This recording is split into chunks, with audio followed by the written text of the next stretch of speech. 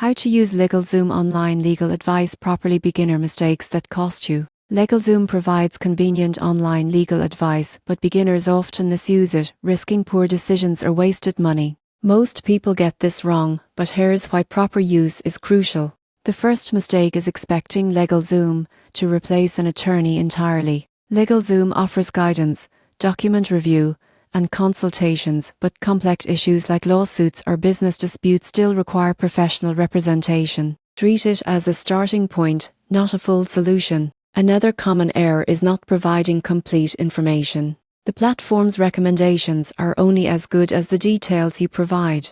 Incomplete forms or vague questions can result in inaccurate advice or unsuitable document templates. Many users fail to track deadlines and legal requirements. LegalZoom can guide you, but you remain responsible for filing dates, renewals, and compliance. Missing deadlines can lead to penalties or lost rights. Overlooking jurisdiction differences is another pitfall. Legal rules vary by state, and using generic advice without checking local laws can cause serious mistakes. Always confirm that your advice aligns with your state's regulations. Finally, some users skip reviewing documents carefully.